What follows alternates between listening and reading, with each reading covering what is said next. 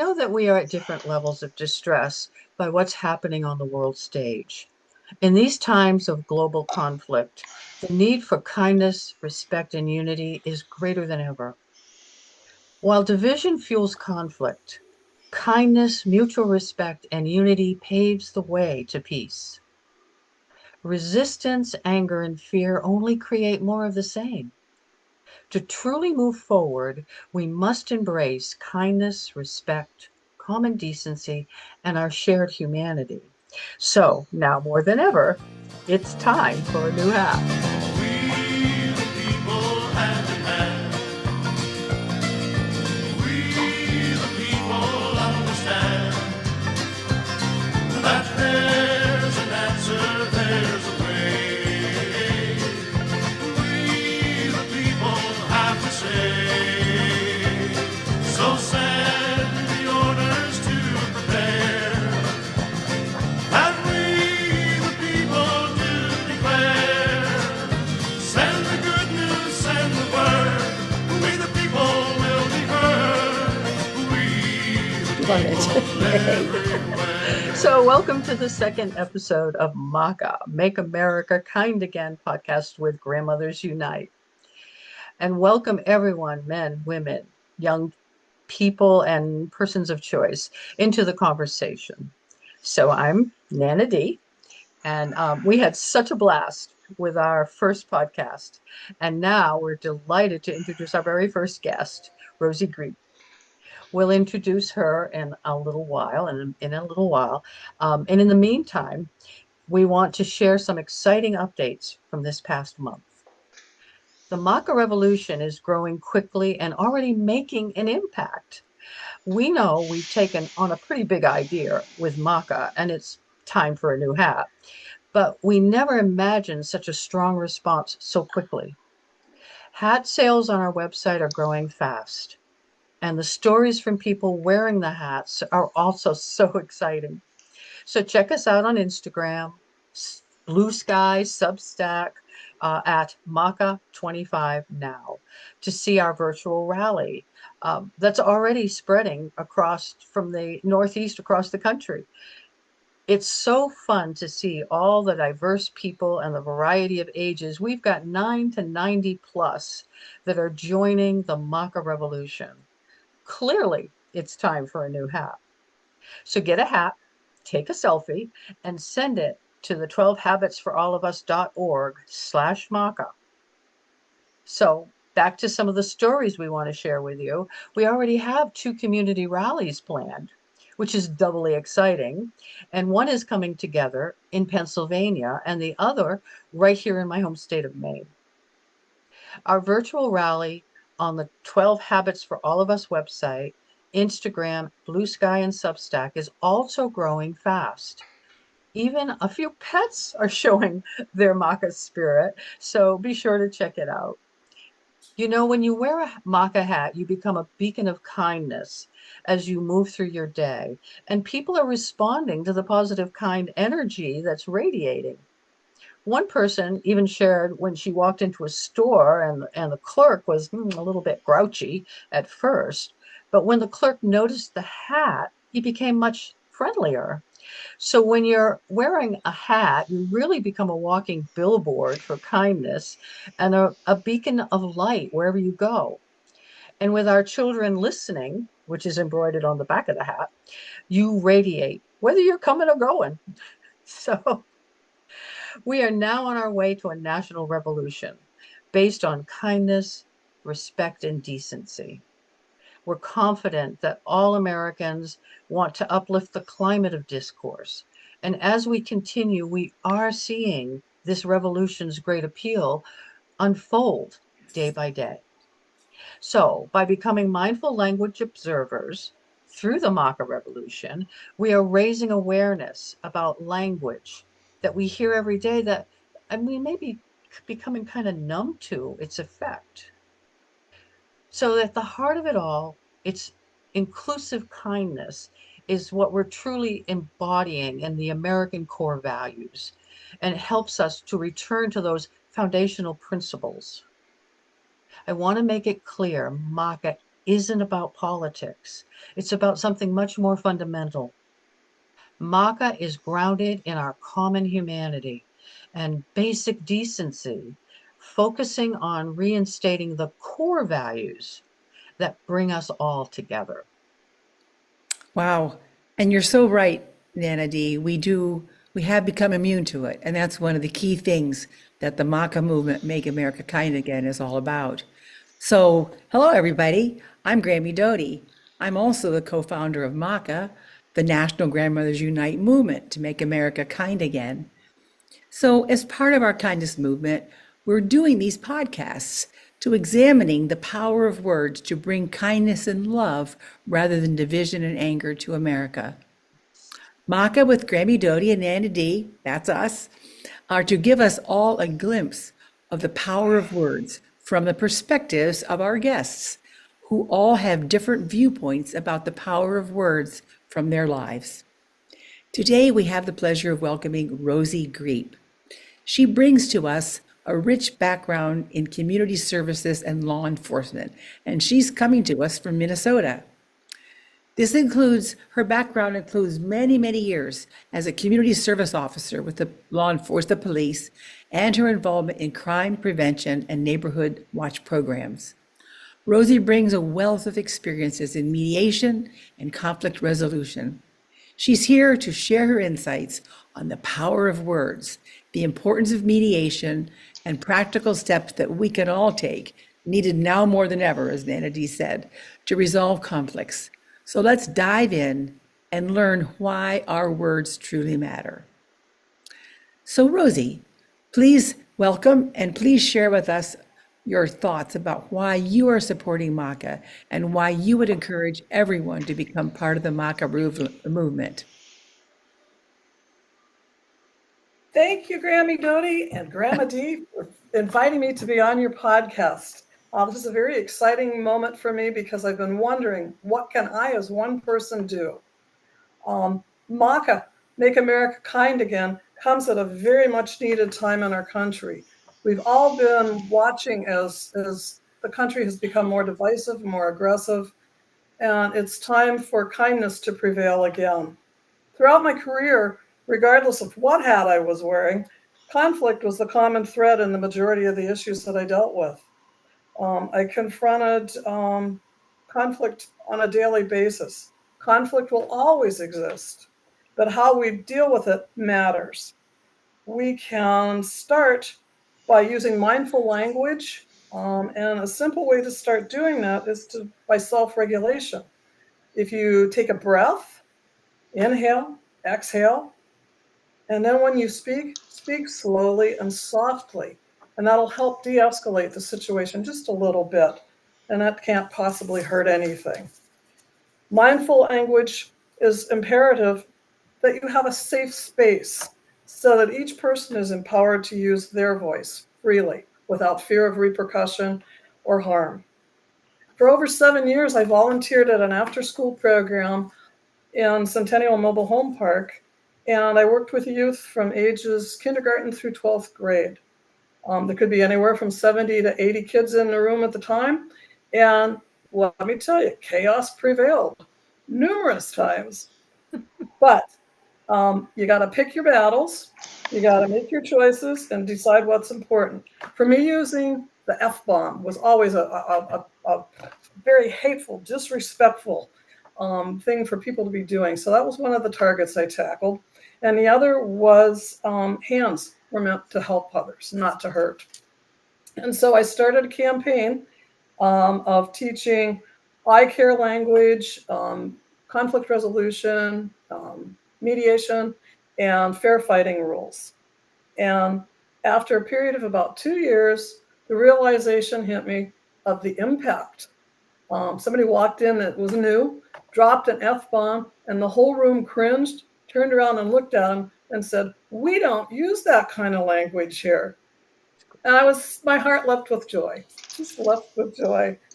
So a climate can be changed, and particularly a verbal climate can specifically be changed to make it better to facilitate communication. It's one of those things that when it matters to somebody, it will matter to others. And that was where my voice was important to be heard, that it matters to me that you're using mindful language and that you're using your hands appropriately. So for you out there listening, it's time for a new hat. Love it. Oh, Rosie, it's great having you here with us today. And I really want to thank you for all the positive work you're doing with the young people in your community and you have done over the years. With your experience, would you share some tips on how to use mindful language to help us all handle conflict more gracefully when it pops up in our lives, as it often it does, and it currently is happening? So, tips on that would be very gratefully appreciated. Thank you, hon. Well, as you know, people can be very annoying at times and not even realize they're being annoying. And so that was one of the things as I worked with kids. Um, they wanted to say something to them, but they just didn't know how to go about it. So I ran across a help called I Care Language. It's very simple, it's very easy to use, but it's very clear. And I think that's one of the things when any other methods tried, it just isn't as effective. So step number one for I Care Language is to use the person's name. And Grandma Dodi, I'm picking on you. Okay, I'll take So, it. so Grandma Dodi, when you mispronounce my last name, my maiden name, on purpose, step number two is when you tell how it makes you feel and what the behavior is. So, Grandma Dodi, when you mispronounce my last name, it makes me feel irritated. And step three, tell them what you want them to do to fix this. And so I would appreciate it if you would please pronounce it Waddell and not Waddle, or at least call me Rosie. But that's not going to work for adult situations. I fully realize that, but it worked pretty good with the kids to empower them to take control of the situation when they're being picked on. And that's important to give them some tools in their toolbox as well. For adults, I recommend the fair fighting rules, which again are kind of aimed at kids, but works really good with adults as well, especially when I've been watching some of the Senate and House hearings. So rules of fair fighting are very simple. There's 6 of them. First, you identify the problem. Be very specific about what the problem is, whether you're dealing with Medicare, whether you're dealing with housing, whether you're dealing with the border, whatever the issue is, stay focused on that problem. And stay focused on the problem. That's step number 2, is to stay focused. Don't bring up the past or what's been done in the past. Let it go. And step number 3, remember, this is not about personal issues. It's not about their hair or their clothes or, what they did over the weekend. It's about the problem. And so it's important to not make it personal. Step number 4 is to listen with an open mind. Hear what's being said, repeat what you heard, ask a question for clarification or something. Communication can only happen if one person is speaking and the other person is listening. And I don't mean listening to formulate your retort to the comment that was made. It's to actually listen to what's being said. It's important because we miss those nuggets of truth in the middle of everything. And oftentimes that's a common ground, a good place to start in forming a resolution to the conflict. And it helps improve understanding of where they're coming from as well. Which step number 5 tells us to treat the other person's feelings with respect. We all have strong feelings about whether we want vanilla or chocolate ice cream. But sometimes understanding that I have an allergy to chocolate makes a difference. And so if you can validate their feelings in some way, that I understand why you feel that way, sometimes goes a long way to de-escalating their anger. And number 6, take responsibility. If you've heard something wrong, own it. Or if you've gotten facts wrong, own it and correct your mistakes and be honest about it. Wow. I'd like to say that these fair fighting points are easy to follow, and they should be. But we see in the world the tragic outcomes when they are not. MAKA is a revolution aspiring to draw us all towards becoming mindful listeners and fair fighters in our own lives, knowing that peace and kindness begin with us. And really, that's the only place we've got. That's what makes MAKA, Make America Kind Again, so important. So inspired by the ideal of fairness, when Rosie and Dee and I were rehearsing last week, I want to share that we discovered we were talking about balance and fairness, and we realized that we needed to have a certificate of kindness for those using mindful language to balance the offensive language certificates that we already had. So you'll see on the screen a copy of the new certificates of recognition for kindness language that we're going to be offering on the website from now going forward as a result of taping podcast number 2 with Rosie. So thank you, Rosie. You're welcome. So that all having been said, Rosie, you've seen language in all its forms during your career in law enforcement and in crime prevention. So would you tell us, from your experiences in all those years, what is it that you would want most of all for our audience to take away from hearing you on this podcast today? Okay. For me, the biggest issue is always to be listening. Anybody can unload all their verbal baggage out in one big streaming sentence, and sometimes that's how people process things. I've known people that process things verbally. But remember that it's important for both sides to listen. That's the biggest piece of communication tip that I can give you, is to be listening. Take that little step back and listen. And also, I think it's important that we not feel disempowered just because someone's yelling and screaming at you. Let them go. When they run out of steam, they might be ready to listening. And that was one of the best tools that I used in law enforcement, was to let people validate, let them say what they're thinking, feeling, spit it all out there. And then when they take a breath, that's when you get to say something. And it doesn't necessarily need to be critical, but it can be, I understand how you feel that way, but have you considered? And keep, again, speaking slowly and softly to de-escalate the situation. Validate that they've been heard. Being heard is a critical piece of everything that we do. Well, Can yeah, I just want to ask Rosie, so how do you get in touch with, how do you keep your own emotions from getting involved so that you can think to yourself, speak softly and so forth? Do you have any tips for that? I'm just asking you to expand a little on the point you made. Remember to breathe. Ah, That is, in all situations of panic, fear, or conflict, breathe. That moment that you inhale and exhale allows your brain to function with the oxygen that it needs. got it. Your muscles relax, your body untenses, and it just gives you that little bit of time to just put your thoughts together. It's one of the things that Minnesotans commonly do. They get mistaken for they're done talking. And so it's important that you make not too long of a pause, but take your time. I love that. I love that. Well, it's what we would call a sacred pause, right? Yes. And Rosie, your point about, people, oftentimes people just need to be heard. That you just need to give them the space to be heard, which will de-escalate, I think, just by giving them that space. Rosie, since we started MAKA, I know you did a really quick survey with the young people that you work with every week, and I found the outcome to be quite interesting. Would you share with the audience what you've learned from this little sample survey, and how do you find young people dealing with language and how it's shaping their lives today?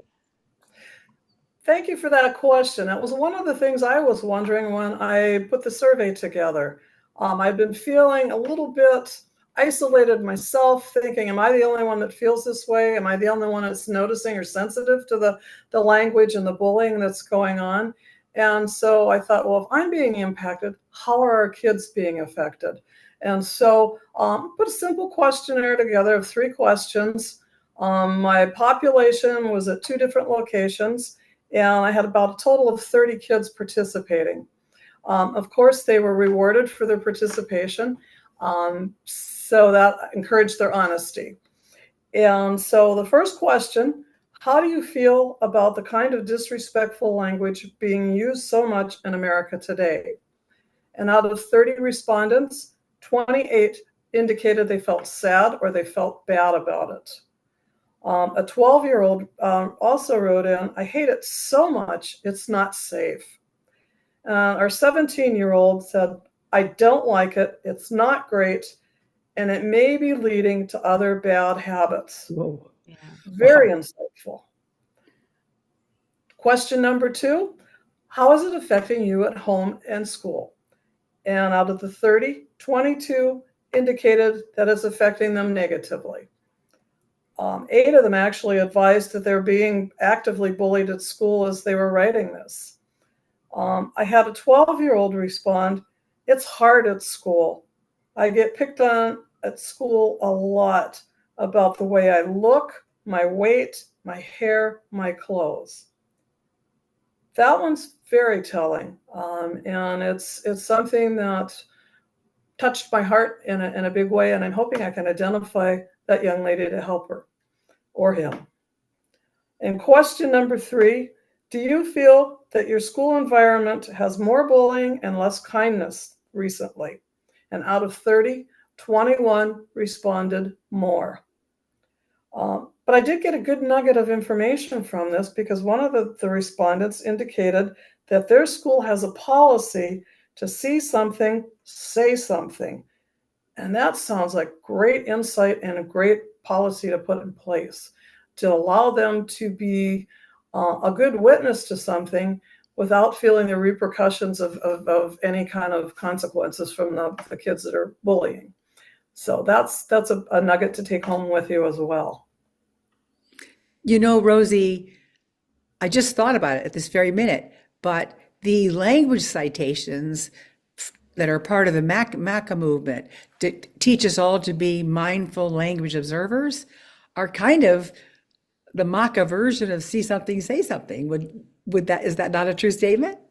Definitely. It's kind of how we Definitely. put that into our program. Wonderful, Rosie. Thank you so much for doing that survey. So being picked on and bullying, I think, is a direct result of the language climate that we're referring to. Well, and it's empowering our young people. So I love that aspect of it too, Rosie. We have a reflective video that confirms what Rosie's little survey just was presented to us. So let's see what the video says. Phone rang. DJ, you running a little late, bro. Where you at? You coming? I had to stop at the store and get me an all-white shirt. Some of y'all gonna know about that white t-shirt from the corner store, some of y'all not.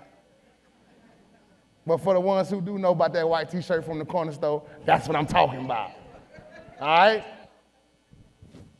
I had to stop and get me a white t-shirt, all white t-shirt. I got my all white t-shirt on, snapback, fresh pair of jeans, fresh pair of J's. Ooh, I'm crispy. I'm clean, can't tell me nothing. Look, I get to the party. Where I'm from, we can't have parties on the front. We gotta have parties in the back. No such thing as a block party. All parties gotta take place in a backyard somewhere. So I get there, of course, like I said, I'm doing what I'm doing, so I always find me a wall to put my back on. And I used to share this story with students, but after I shared it with students one time, my teacher came up to me, she said, teachers need to hear this so they can know the importance of why this is important. Let me catch you up. I put my back on the wall. This dude come by. He not really paying attention to where he going. He got a cup in his hand. He come by dancing, doing his little dance. Now, he done spill his cup on my shirt. Yeah, on my white tee. Now, see, this is where you teaching me how to self-regulate while I'm 3 is very big. Please don't miss this. This is where you teaching me how to self-regulate while I'm 5 is very big. Because see, if those type of skills would have been put on play Why 3? At this moment, instead of reacting, I would have took a deep breath. Now see, now that I take a deep breath, I have now given myself options. Don't miss it. That's why it's so important. This is what the title says. It said, composure saves my life. Not just because my teacher had composure, but because I learned it. At that moment, I could have took a deep breath. This is my thought process now. DJ, hey, say, bro, you just paid $5 for this shirt. Come on now. Get you another one, $5.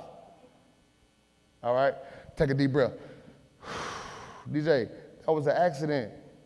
He didn't come pour this on your shirt just to come pour it on your shirt. That was an accident. He didn't do that on purpose. DJ, think about the consequence that could happen. But see, you'll be surprised at how many students only had what I had, which is action, reaction. Action, reaction. Nobody has ever taught them the importance of pause, think about it, take your breath, and analyze the situation. So because I didn't have that, I reacted and I got physical with him. Well, like I said, at this time, I was indulging in gangs, so I wasn't there by myself, he wasn't there by himself, and a fight break out. Well, in the process of the fight break out, gunshots rang out. People scatter, of course. Police come, everybody come. I make it back to my house. People calling my phone. DJ, you all right? You all right? Yeah, I'm good, bro. I'm good. Hey, you checked on so-and-so? You checked on so-and-so? Yeah, I'm finna call them. Hey, y'all all right? Yeah, hey, everybody good, all right? About 15 minutes went by, my phone rang. They said, DJ, guess what? I'm like, what's up? They said, guess what? They said a little girl got shot. I said, a little girl got shot. They said, yeah, bro. One of the bullets, stray bullet, hit one of the little girls that was out there. So I want you to ask yourself, how important is it to teach self-regulation? How important is it to teach pause? How important is it to teach composure? As we reflect on the power of positive language in our own lives, I'm going to share you a really heartwarming story to end on a really fun and uplifting note. There was a teacher who handed back a test to a young boy who had only gotten 2 answers correct out of 20. So instead of focusing on what went wrong, she put a big smiley face on his paper. And when the little boy asked, well, isn't 2 out of 20 a fail? And she replied, well, yes, but it means you got 2 right, and that's a start. So you're on the upswing. So it's a perfect reminder that every small victory counts, and that a positive outlook and a positive word can really turn any situation into a stepping stone for growth. And always remember, our children are listening.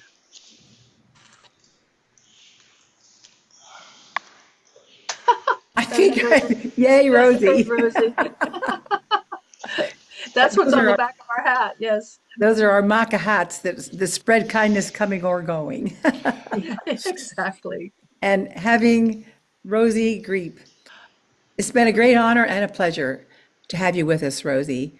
And thankfully, because you used me as your fictitious other person in the conflict resolution, after all these years of knowing you, I got a chance to learn your maiden name, and I will never mispronounce it. You can be sure of that. We hope our listeners have had a wonderful, enjoyable time on this podcast, but also we hope that they've learned something from you, from your years of experience about how to spreading kindness. You can spread kindness or cause harm. So take a minute to reflect on the time you spent with us today, and this is directed directly to the people listening. and determine what have you learned that you can apply in your life. So the next episode of MAKA with Grami, Dodi, and Nana D will have a surprise guest and a continued updating of the exciting progress of the MAKA revolution across America. Watch the MAKA Hats virtual rally grow on the website and be sure you've gotten your hat, taken your own selfie, and are present with us at the rally as we grow. Thank you for listening and growing with us today, and we'll see you next month. So over and out, everyone. See you at the MAKA rally.